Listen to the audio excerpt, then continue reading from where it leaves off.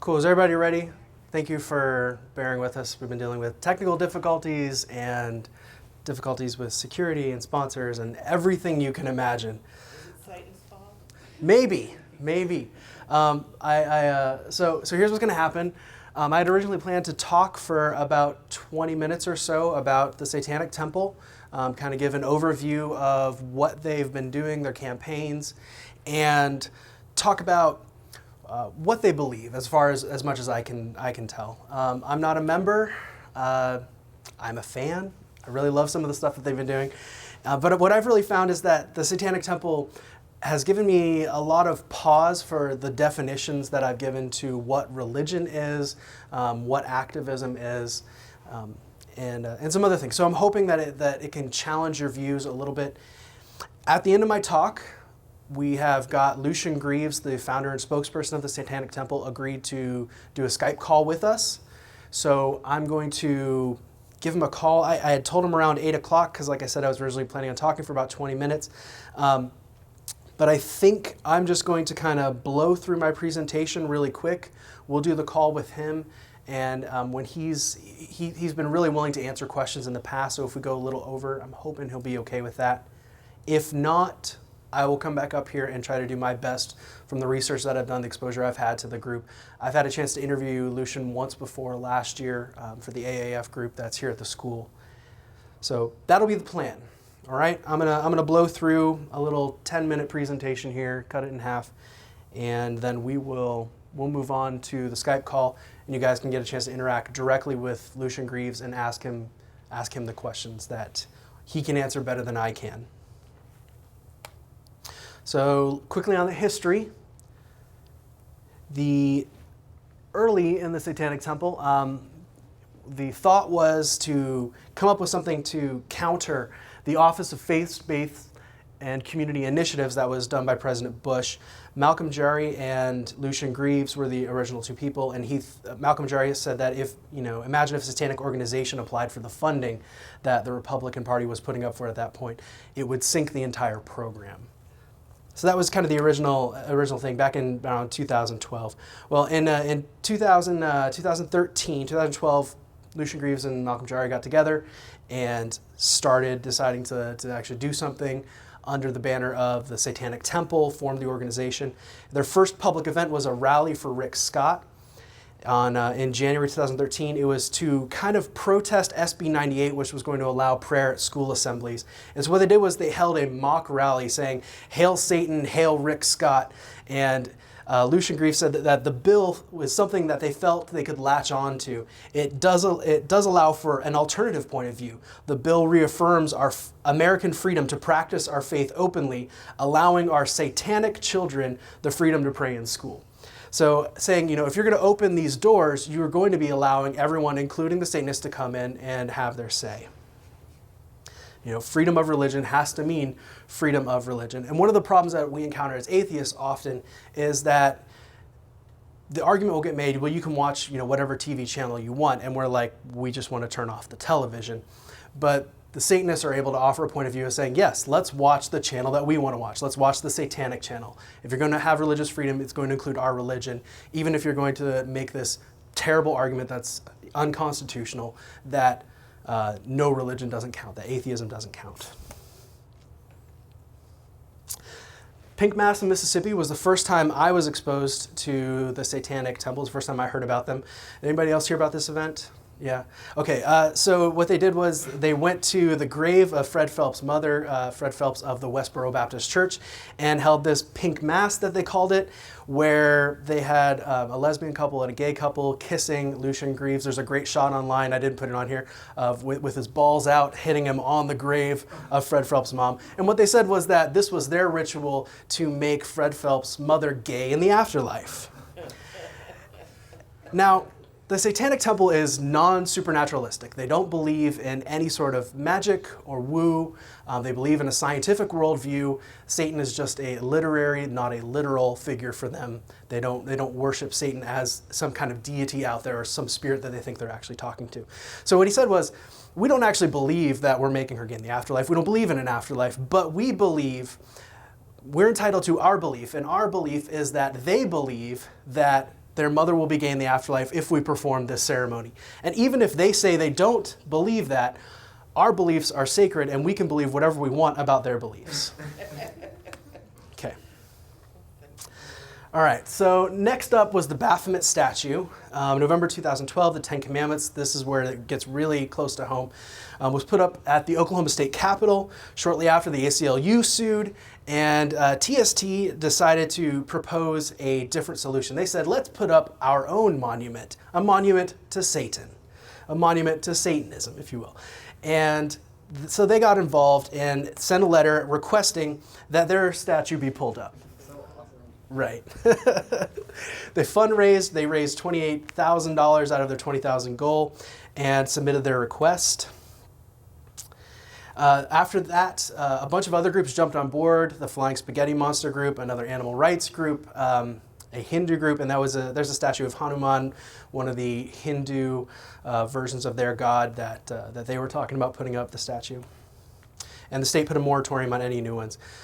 Then this guy, Michael Reed, drove his car into the Ten Commandments monument, knocking it over, smashing it into pieces, and said that Satan made him do it. So all this publicity was going on about the Satanists wanting to put up their statue. This guy drives on the Capitol, says, I'm obeying Satan, and knocks over the Ten Commandments monument, and immediately everyone's like, oh yes, he's a Satanist. This is what the Satanists are all about. The Satanic Temple came out and they said they were appalled by this, that they don't want violence, that if our monument stands at the state capitol, we want it to complement and contrast the Ten Commandments, with both standing unmolested as a testament to American religious freedom and tolerance. And totally condemned it, as did every other group who was suing at the time or protesting it. You know, everybody has said, we want this to be done and gone, but we want it done and gone in the right way. So it was reconstructed, but eventually in 2015, this past summer, it was ruled unconstitutional by the Supreme Court. In October, it was moved to a property down the street. Has anybody seen where it's at? Over on Lincoln Boulevard, Lincoln and 13th? What is OCP, Oklahoma Council on Public Affairs. Yes, Oklahoma Council on Public Affairs. So it's at the corner, the northwest corner of 13th and Lincoln, if anybody wants to see where it's at. still public? It's not public. That's not public, that's a private entity. So it's on private property now, which is what we want. We want it on private property. I want that on my property. After that decision was made, the Satanists held their unveiling of the statue that they'd already had funded. They didn't stop the plans just because the statue was ruled unconstitutional. They unveiled it in Detroit, had this big ceremony with hundreds of people, and then moved it to a storage facility, awaiting a new home. All right, and we all kind of know what's going on. They're trying to repeal that and get the statue back up. I'm going to blow through this here. So a couple of the other things that the Satanic Temple has done, one of them is the Protect Children Project. So this is using the RFRA law that people have used to, it was in the Hobby Lobby case, people have used to get religious exemptions. There are still 19 states where corporal punishment is perfectly legal. The Satanic Temple has said, that's not okay. If you don't want to get hit in class, here's a form that you can fill out that'll say, it is against, as a child, it is against my religious beliefs to be hit as a form of corporal punishment. I'm summarizing.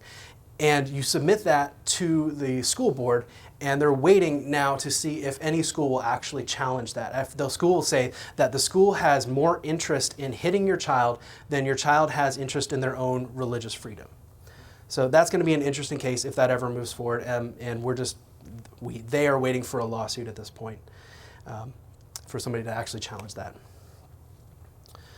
Gray Faction is their response to the satanic panic, as well as to people going out talking about repressed memories, ritualistic satanic cult abuse, a lot of these fictitious things that were just kind of invented as this, the moral majority, and everything was going on in the 80s and 90s, Geraldo Rivera exposing satanic cults, exposing satanic ritual abuse. So they've been responding to that, especially protesting the International Society for the Study of Trauma and Dissociation, ISSTD, and that's where this photo was taken from. And they're doing their protests. They do a lot of theatrical protests, which I think are pretty awesome. So they're pouring this gray ash onto people, saying that the gray ash represents how terrible memory is or something. I don't know what the point was. It's funny. religious literature in schools. Anybody seen this one? The Satanic Children's Coloring Book? Yeah. So they've offered it up. It's actually been distributed. It's in Colorado right now at a school that refused to take out religious material. They said if anyone applies, they can put it up. So if you go to a particular library, you can get the Satanic Children's Coloring Book in a public school right now. And that coloring book is phenomenal, by the way. It has a really great message at it and just uses the symbolism to really kind of freak people out and make that point. Reproductive health, they've done a lot for abortion rights, doing protests. This is a protest outside Planned Parenthood in August. This is a protest. That's a different one that I was going to talk about. So I'm going to skip ahead real quick. So this was another protest in April of this year. Did anybody see these pictures with the baby masks on? Yeah, if you get a chance and you want to look up some of the videos of these protests, they're pretty hilarious to watch. But they're making very symbolic points with big theatrics on the street. So they're counter-protesting people that are protesting Planned Parenthood. Right, counter-protesting, correct. So reproductive health, in September 2015, last year, state and federal lawsuits were filed in Missouri claiming that the 72-hour waiting period for women to get an abortion was a violation of the religious freedom of satanic women living in Missouri. So again, using this RFRA law back against Republican legislators to say that if you're going to allow religious freedom, then the state can't impose an undue burden on people in violation of their religious beliefs without, some sort of compelling interest. So a woman went down to Planned Parenthood, requested an abortion, handed them the paper that said it's against my religious beliefs to be put through the 72-hour waiting period and to be subjected to the false propaganda that they were making women read. And instead, I want to get my abortion right now. Planned Parenthood denied it, and the Satanic Temple has filed a lawsuit on their behalf, and that's going through the courts right now. So is that filed against? It's against the state law of the 72 hours, as opposed to Planned Parenthood. Like they're suing the state as opposed to. I don't know exactly the answer to that question. That's a great question, and that would be one for Lucien if he can talk about it. So they have one political candidate in California in May this year announced that he is an affiliate and organizer with the Satanic Temple. This guy Steve Hill. Unfortunately, none of us get to vote for him. And Lucien Greaves, what I love about his quote was saying that all of his activities are going to be advocating for wholesome satanic values. Yeah, having fun. So I did a little bit about is the Satanic Temple for real, but I'm kind of running out of time, so I'll let you guys kind of ask those questions to Lucien Greaves if you're interested in knowing, is his religion, real? Is it a real religion? Is he just trolling type thing? And he can talk about the tenets if he wants to. You can talk about kind of the other facts. The one that I did really like was that his members are called Satanic Templars. Again, kind of feeding off that Knights Templar, kind of conspiracy theory stuff. So let's see if we can get on Skype here and call. You want to give me a hand, Lauren? Hey. There you go. You can kind of see everyone. I can see everyone. Cool. So I just gave a little bit of an overview of the Satanic Temple, just a real brief one. And then I told everyone I would open it up for Q&A so that they could ask some questions here. Sure. Where are we at here? Full screen. There we go, full screen. So does anybody have a question right off the bat they want to ask? What is your involvement with the Satanic Church? Well, I actually, we're not to be confused with the Church of Satan, which has been around since 1966, but doesn't really do anything. We're the Satanic Temple. We've been around 3 or 4 years, and I co-founded the organization. The organization is mine, and I'm the spokesperson for it. And one of the major planners, and I write the content, and the Satanic Temple is, a lot of it is me. So that's my involvement. I don't like to take on lofty titles that aren't attached to any actual function. You'll notice there's say an organization like the Church of Satan likes to run around with titles like High Priest, Magus, and all that kind of thing. And these titles aren't actually associated with any real world activity. So I often go by the title of spokesperson when I'm speaking to the media, because that's what I'm doing at the time. I also let them know I'm the co-founder. Cool. So there's two organizations. The one that you're distancing yourself from is the more like Anton LaVey, like theistic.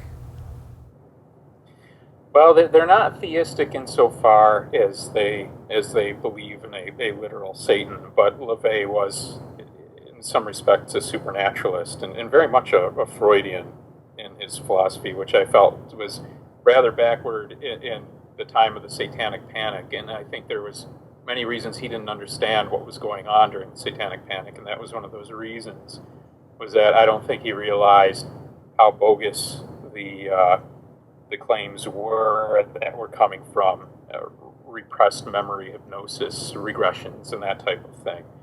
And he also wrote to some extent about doing ritual magic and the effect that this kind of ritual magic would have upon the real world. And among their tenets, you had these kind of little bullshit doctrines about respecting magic's influence upon the world, or everything it's done for you will be taken away, and silly things like that. Since then, they've tried to adjust their language to kind of match ours, because we've been wildly successful at what we do, but they haven't matched it with any kind of political activity or anything else. But something that a very distinct philosophical difference between us and the Church of Satan, beyond the fact that we don't embrace any supernaturalism at all, is that they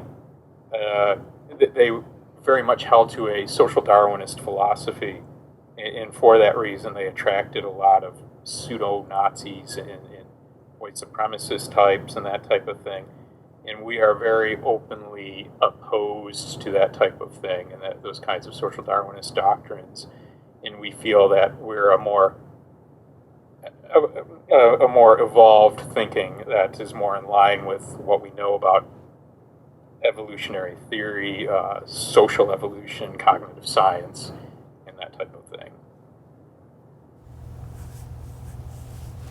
You've taken on quite a few legal battles, which tend to be pretty expensive. How do you get funding? Well, we were really disappointed. Two of the lawsuits we have pending right now are in Missouri, and it's sorry, she's going to speak with me. But, it's always when an interview starts too. There was one time I do Skype interviews, every so often, and she won't mess with me all day, and then I'll be on something that's being recorded. She'll run across the desk and throw shit on the floor or whatever. She knows exactly what she's doing, or play with a paper bag or whatever else. But no, we a couple years ago, I think it was, we first put our exemption form against informed consent materials on our website, waiting for a plaintiff to come along. And if anybody's not aware of that, amongst our tenets, we hold that our decision should be informed by the best available scientific evidence. And also one of the tenets states that the body is inviolable, subject to one's own will alone. And therefore, we feel that prohibitions against abortion are an encroachment upon our religious liberty. So when people were crying about increased RFRA privileges, Religious Freedom Restoration Act, that all these states are trying to pass just to make sure that Christians can discriminate against gay couples, we were seeing opportunities to protect our own deeply held beliefs, and this was one of them. And we felt we could leverage RFRA to exempt membership of the Satanic Temple who are seeking to terminate a pregnancy, with RFRA rules being that this is amongst our tenets. And anyways, the informed consent materials, what those are these state-mandated materials that are given to women who are seeking abortions in certain states. And it impresses upon them what we feel is fundamentally a religious point of view. That this is open to religious debate. That the fetus is a distinct human life before the age of 20 weeks when a abortion is able to be performed by AMA standards, and that I forget the exact wording on the informed consent materials, but it does put forward the notion that you're terminating a human life of a distinct individual, an independent life, and it's non-viable, and we make the argument, of course, that you can't also call this genetic blueprint an individual, as there's no subjective experience, and it's only unique and individual insofar as that same framework could be used for a twin as well. Or, you can get into topics of ectopic pregnancy or whatever else, but it's all open to debate, and we say that that's a religious debate, and being that it's so, that favors our point of view that we can get an exemption from these materials. Anyways, attached to the informed consent materials, you have waiting periods being imposed in states now. And in Missouri, in particular, it's 72 hours. You have to go into the clinic, and there's only one clinic in Missouri, so you might have to travel 5-6 hours even to get to this clinic, only to have to receive these materials that put forward this point of view that you're essentially committing murder, and then you have to wait 72 hours, 3 days, before you can have the procedure done. And you can't just download these materials online and then go in 3 days later. You have to go into the clinic. So obviously they're just trying to make it prohibitive for women to get an abortion. They're just trying to save whatever lives they can, is how they would see it. So we actually have a client who who was seeking to terminate her pregnancy, used our exemption form. Of course, it wasn't respected, so we immediately had to file suit if we were to make good on this against the state of Missouri. So we had very limited time, of course, in which we needed to scramble and get a lawyer in place for this. And we really thought we could get pro bono support. We thought we had a real strong case, but we did not get pro bono support. So we had to put a crowdfunding link online. We used Indiegogo, and we still have this open reproductive rights fund, in which we gathered over $40,000 so far, I think. But I think people don't realize that these lawsuits, because we filed a state and federal lawsuit, they're going to cost a lot more than that when all is said and done. We'll have to get expert witnesses. The lawyers, they give you a phone call and then they send you an invoice with a reckoning. And so, but what's happened so far is that we've submitted these cases, and they just have not deliberated on them. And it's kind of infuriating because it's been about 6 months now, and you would hope that there would be more processes in place where you could appeal this or take it up with the Department of Justice or whatever. But none of the lawyers I've consulted with think it's a good idea to piss off the judge by pushing it like that. So now we're just kind of waiting. Every time we have a lawsuit, we try to get pro bono support.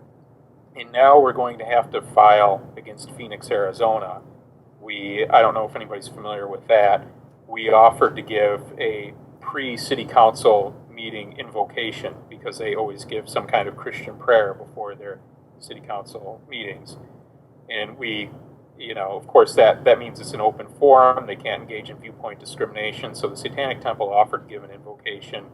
Then Phoenix decided that this couldn't happen. So they moved to now just have a moment of silence before their town meetings, which was fine by us. But then the date came and went where we were supposed to give our invocation. Then they deliberated again and said, okay, we're bringing back the invocations, but now only our chosen chaplains from the fire department or whatever can give the invocation. So now we can sue for discrimination, but we actually have to wait until they give an invocation. They haven't done that yet. And in Scottsdale, we have a similar situation where they approved us to give an invocation before their city council meeting. And then months later, and just before we're supposed to give the invocation, they said, now they've denied us on the grounds that they're only going to allow organizations that have some significant ties to the community to give invocations. And this just happened yesterday. So immediately I was talking to our people in Arizona, and because media was reaching out, and I told them immediately that we are not going to answer the question when media asks of what our level of membership or activity is in Scottsdale, because that's a question to ask the Scottsdale City Council. They're presuming to know what our level of activity and membership is, and they're denying us on that basis. So we're going to leave it to Scottsdale to explain by what metric they're measuring this, how they know, being that they didn't ask us, what our community ties are to Scottsdale, and where we fail on those grounds. And I think the Scottsdale case and the Phoenix, Arizona case are very straightforward, and we're very likely to win. And fortunately, our lawyer over there is also the head of the chapter in Tucson. So we do pay him, but we're getting a very good rate, and we're sure there's going to be a return. In other cases, we have gotten pro bono support. The Freedom from Religion Foundation has been very helpful. We've worked with Americans United for the Separation of Church and State before, and we worked also with the ACLU in Indiana. I think FFRF has a case against the chaplain of the House right now for not allowing a secular, like Dan Baker wanted to give an invocation, secular invocation to the House, and was denied by the House chaplain. Yeah, well, you're talking in the legislature? Yeah. Because, there was controversy with the legislature. And it might be a more difficult case in the legislature because those meetings are closed to the public, at least. So they might be able to make a better case for inviting who they want. But in a city council case, I think it's really cut and dry. That's an open forum for the public. So I really don't think the city councils stand a chance against us. And I really don't think they're going to stand a chance against the case with Dan Baker either. But we'll see. But what's really interesting about Arizona is you could see the level of misinformation and revisionist history when people were giving their public responses to our bid to give a prayer. Because in the city council meetings, they have the floor opened up to public response to different issues they're deliberating on. And it was so controversial that we had asked to speak before one of the city council meetings that there was a whole lineup of people who wanted to give their opinion on why we shouldn't be allowed to give the invocation. And what was interesting is the number of people who felt that the city council had actually invited us directly to come and give the invocation. But that's an indication of what people think when the Christian invocation is given. Because you have these arguments where you say that this is a breach of the separation of church and state, and they say, well, no, it's not. This is just religious speech, and it doesn't mean that. No reasonable person could think it does. But it does. People think that when the Christian invocations are being given, that is an endorsement of that religious position, that is the position of the city council, that's a position then of the people of the council in general and in the city in general. And you also had people, interestingly enough, standing up at the city council meeting, and this was at least 3 different people who did this. They'd hold up a dollar bill, and they would say, you notice that on this money it says, in God we trust. And that's another indication of what that means to the theocrats and the religious right. You know, there's these arguments that this is actually, that as a motto, this is rather meaningless in any theocratic way, that this is some kind of secular message somehow and just speaks to our heritage or whatever else. But you see from these arguments that any time you allow that kind of encroachment over the church-state line, it's just but a stepping stone. It never stops there. That's then taken as a license for them, and they then believe that they have established their primacy as the religious voice. And it's worth fighting those things every step of the way. None of that is meaningless or arbitrary. Just on the public education level alone, it's worth fighting that. It's worth trying to get that taken off the dollar bills. It's worth fighting all this drive now. There's organizations. I think there's at least more than one organization now that's really pushing to have In God We Trust put in plaques on public buildings wherever they can, and their city councils pushing for that, and we within the Satanic Temple we've been pushing and helping with the E Pluribus Unum project to bring back the original motto or offer plaques that have the original motto, because it was certainly a step backwards to have In God We Trust when you had From Many One, which is a far more inclusive and pluralistic message.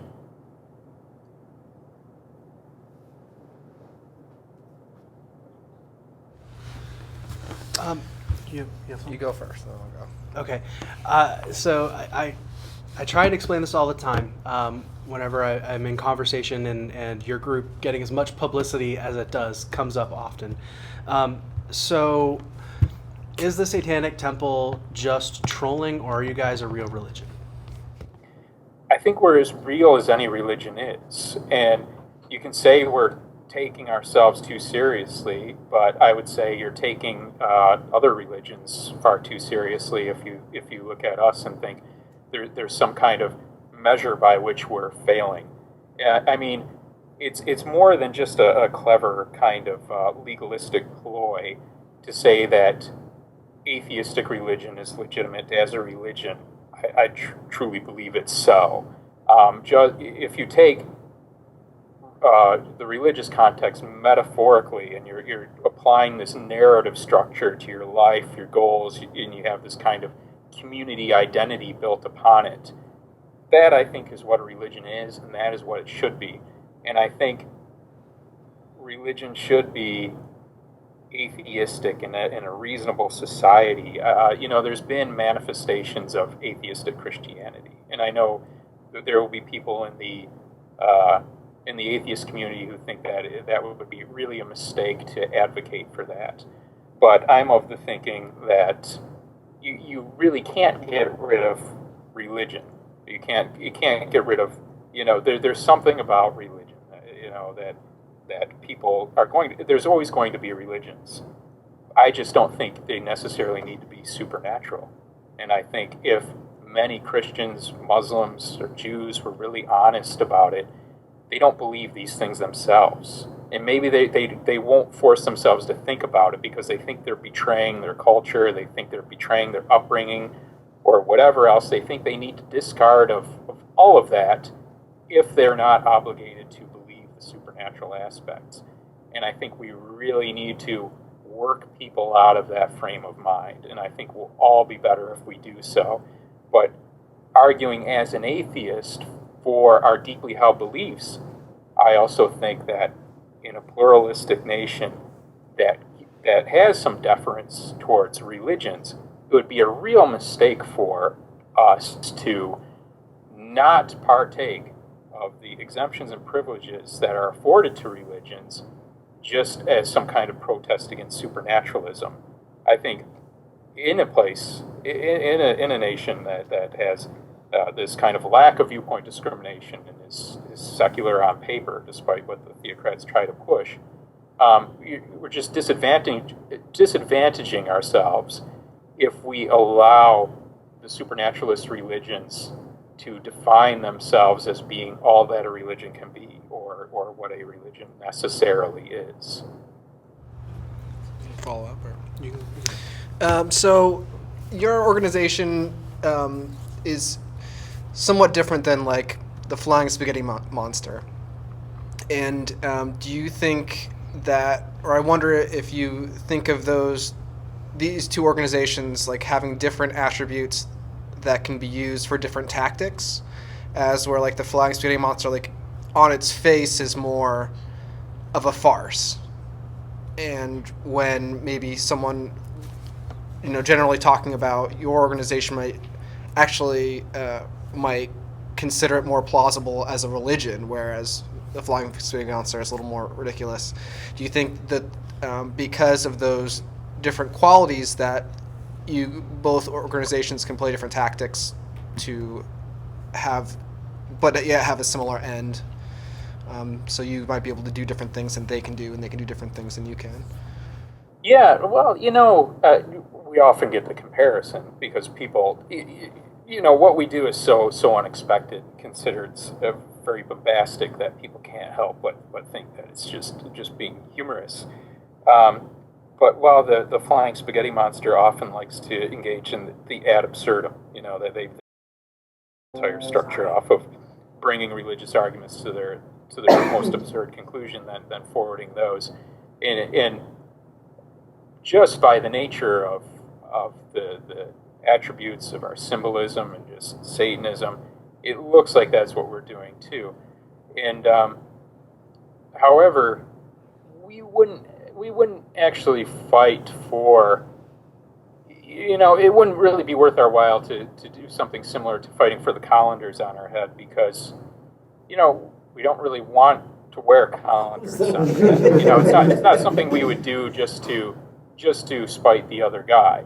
And when it came to RFRA, the RFRA laws being put forward in all these states where they just wanted to discriminate against gays, a lot of people were messaging us, and they were saying, well, is there a way we can do something where we openly discriminate against Christians, as some kind of message against RFRA?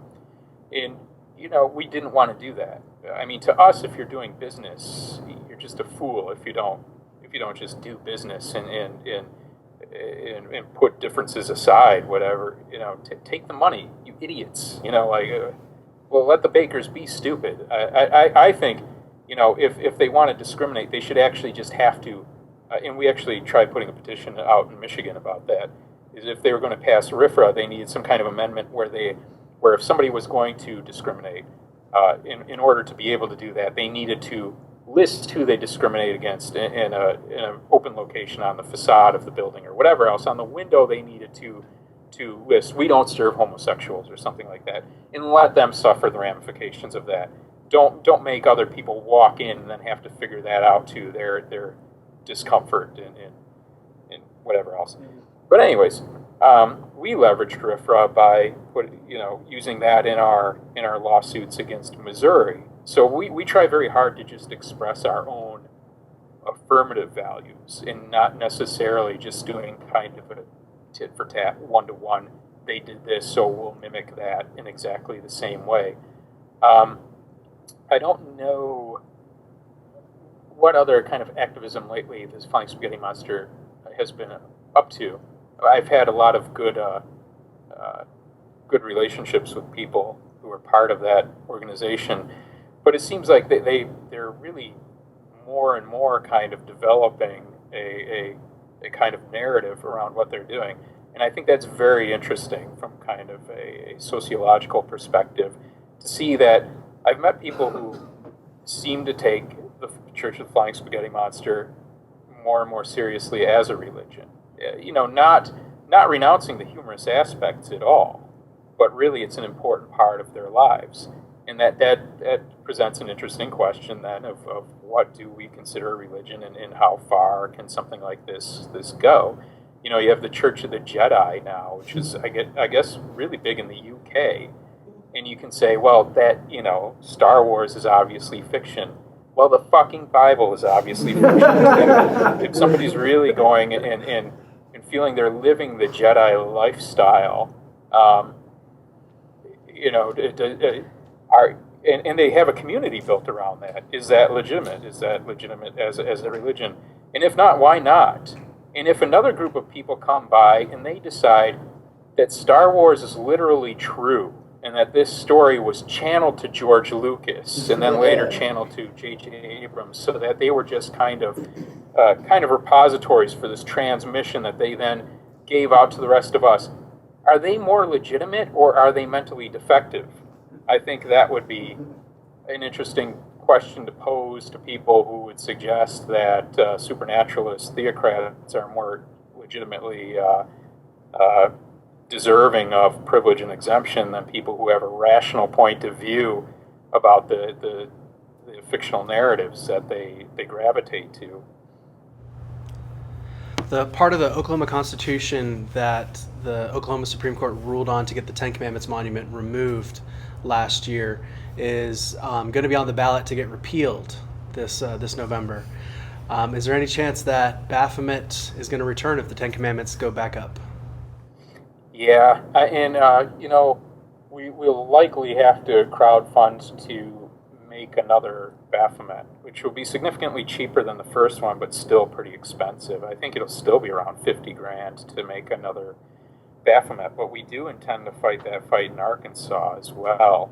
And right now, interestingly, we have some interns from the FFRF are doing research for us now in Arkansas, because any time now that the Arkansas Ten Commandments is going to pop up, that was crowdfunded actually as well.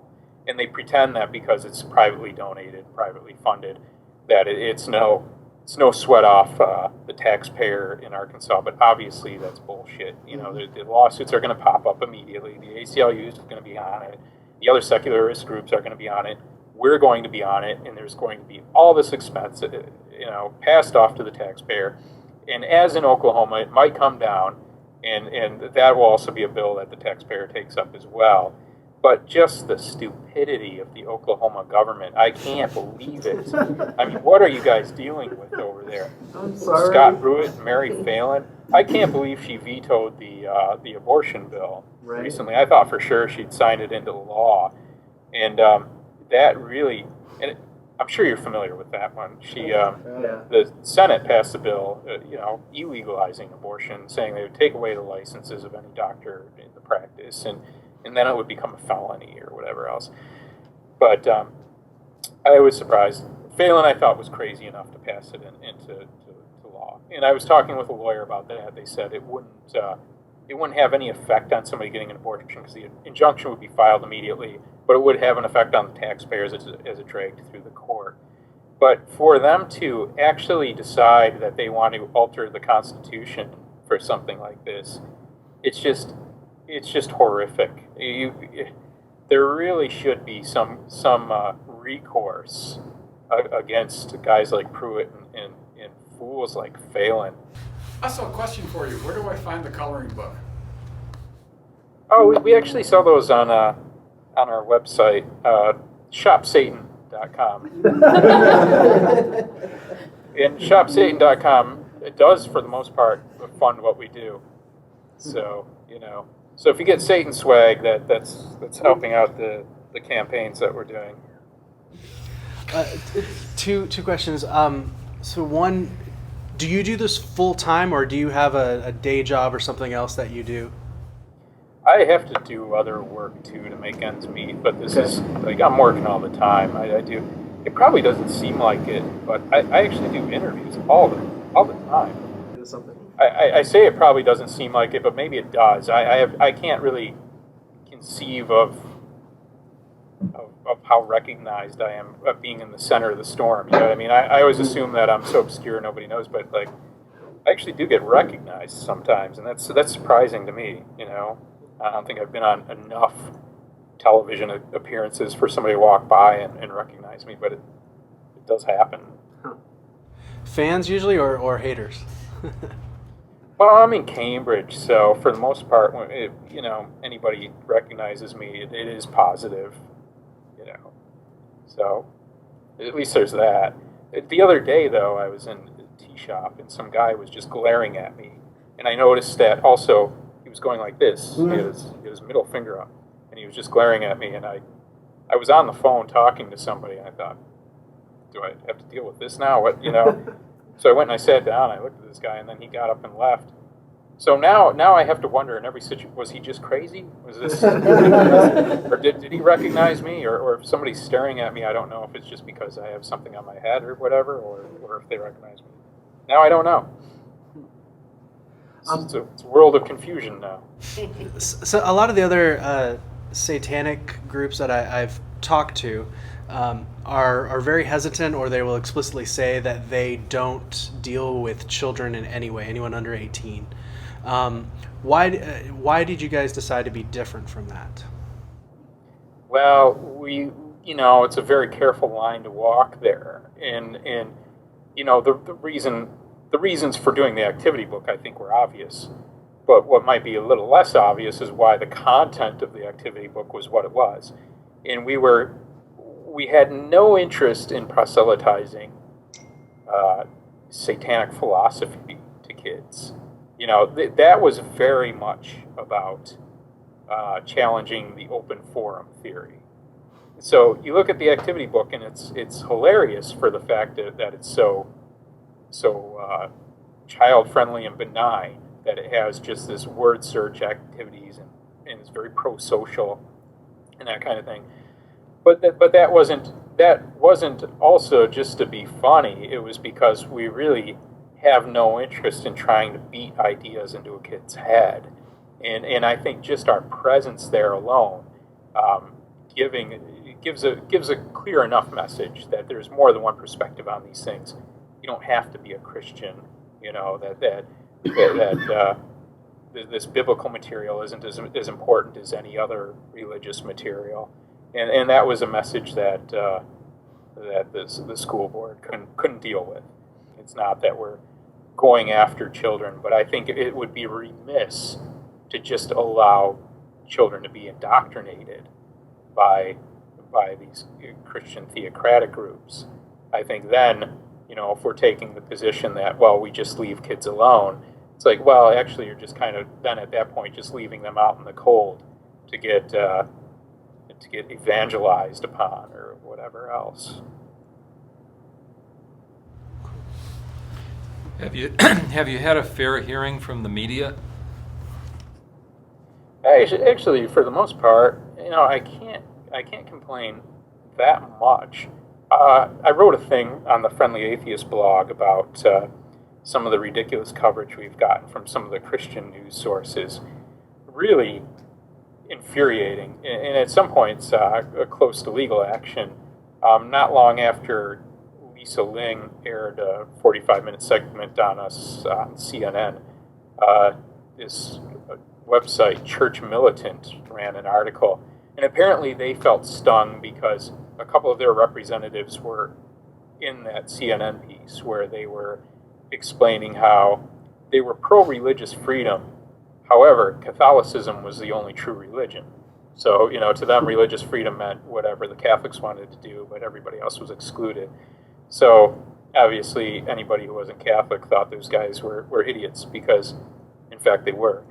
And they wrote an article afterwards, and they described me as Doug Mesner, who is a sex offender.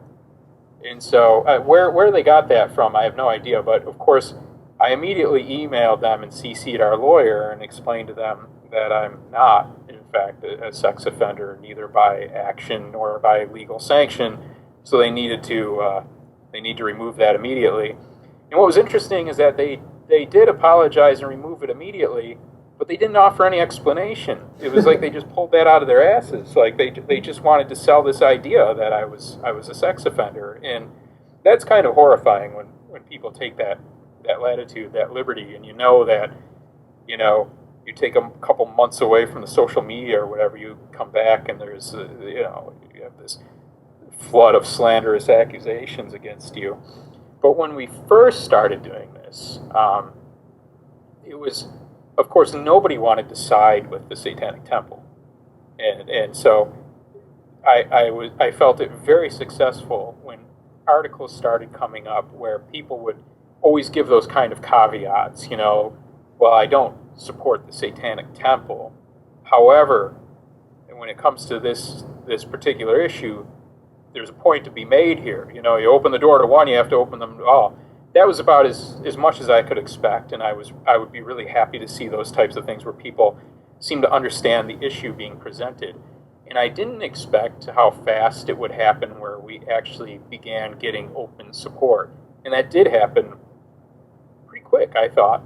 You know, it did take a while, but I think the internet helped that out. I think it was because of the fact that you have a lot of people online commenting anonymously. You know, they are able to give out their true feelings, and therefore you had a lot of people looking at the situations, you know, what we were doing and how we were fighting these fights, and you would see sometimes in these comment threads, a lot of people saying that they supported what we were doing. They supported us entirely, and they thought we were a good organization. And I think it was that gave some of the writers then the confidence to write editorial pieces saying that they too supported what we were doing. And then, it gets to the point where we have had some very positive press in ways I don't think people would have thought possible for a self-identified satanic organization, just 5 years ago. So I'm really proud of that, because I've managed all the media, and I feel like, when I first started doing this, and it was obvious I couldn't hide behind the pseudonym of Lucien Greaves, that I had really ruined my professional prospects in the future. But I think if this were all to fall apart tomorrow, and I couldn't hide this from my resume. Obviously, everybody does a Google search now, but I would maybe find a good home in a PR firm where I'd be able to say, like, for a couple thousand years at least, Satan has been looked very poorly upon, but I've done his PR for the past 5 years, or 3 or 4 years, and he's never looked better. And I think people would have to agree. I don't want to keep you too long. You've already given a lot more time than I asked for. I really appreciate that. That's it. Great, thank you. Any other last little questions before I let you go? Sure. Really appreciate it, Lucien. Thank you. Doug, have a great day.